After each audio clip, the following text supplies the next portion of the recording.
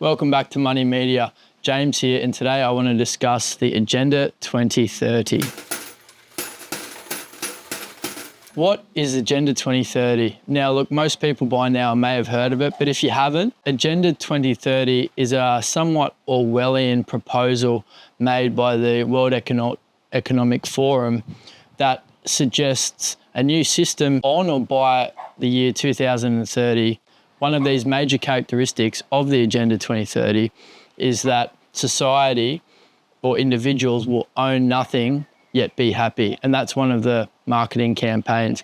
And so with this video, I want to run you through how I believe this owning nothing but yet still being happy, how this system may be rolled out, because I don't think it will be forcefully rolled out. I think it will be designed to be something that is demanded and a welcome change by the greater society. And so here's how I believe that would occur, or the circumstances surrounding that would create this environment. So currently there's a small handful of companies that essentially own all the assets around the world, own most of the businesses, own a large proportion of the stock market, and I believe they're also increasing their holdings in property investment as well.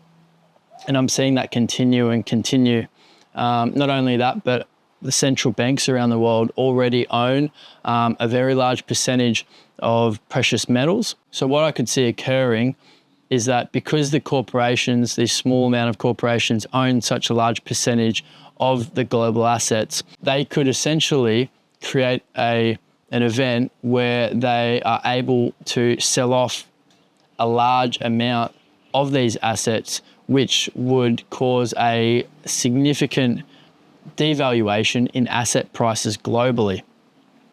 And so that might sound like an enticing economic period for those investors who may have cash on the side, but it would affect everybody in terms of not only are we exposed to these companies through what we buy each day, but also with a lot of our investments. And a great example of this is the superannuation funds.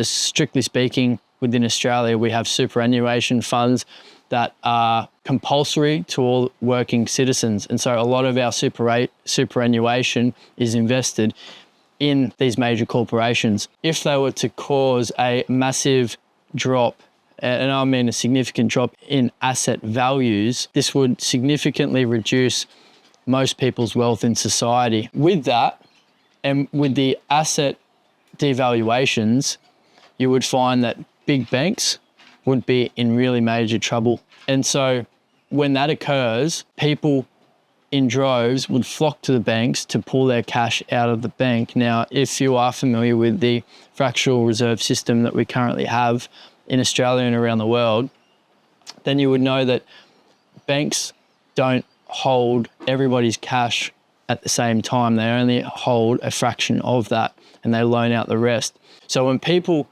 rush to the bank to get their cash out, for the banks to be able to have enough liquid on hand to be able to pay that cash, what they would need to do would be to call in their loans. And so that would mean that all those people in Australia especially with mortgages would have to pay back the whole amount owing on their mortgage all at once. Now, if you could think, for example, if asset values have already declined significantly, I'll use an example of a home where the value of the home may have been $500,000, and then the asset values after falling significantly have gone, let's say the home now goes to $200,000, but that mortgagee only had a $100,000 deposit. So they borrowed $400,000. So they owe the government, they owe the bank rather, $400,000.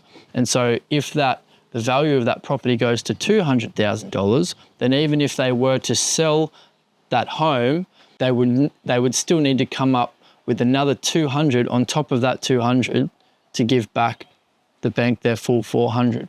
So you can see now I've painted a scenario where people are holding loans in what are called upside down mortgages, where the loan amount is actually worth more than the home itself.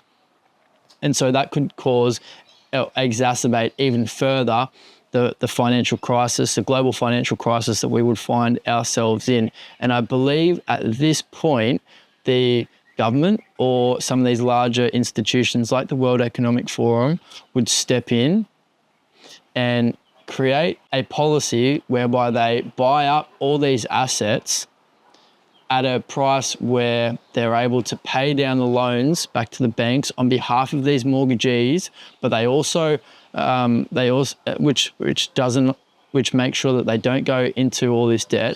But it also means, in turn, that all these large corporations, these unelected corporations, own all these assets. And now what you might find is in this situation where they buy your asset for next to nothing, but they pay down your loan to the bank, essentially, which means you've got no more debt, but you don't own your home, and then they rent it back out to you. And I believe this is how they would do it. I think initially they would start by renting it to you for a very low price. And so because of that, it would be a welcome change. So people would be happy, but they wouldn't own anything. So I think at the start, and you got to think, if we're in a situation like this, it would be very dire. It would be very emotional, and humans would be quick to grab a hold of anything that would get them out of some of those sticky situations.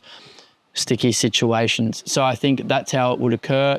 These assets would be rented back to society for what we would believe to be very cheap at the time. And I think over time that would continue to increase, and which is what happens with monopolistic power, is over time, because there's no competitors, then these monopolies or these world forums and world organizations would continually increase the price, and we would have no other choice but to comply. And I believe this Agenda 2030, if they were to roll it out, I believe this is one way that they could achieve success in that. Anyway, thanks for stopping by Money Media. Make sure you subscribe to our channel so YouTube can notify you when we are uploading new videos, and that way you'll stay up to date with all our content, because it often is very time sensitive. See you for the next video.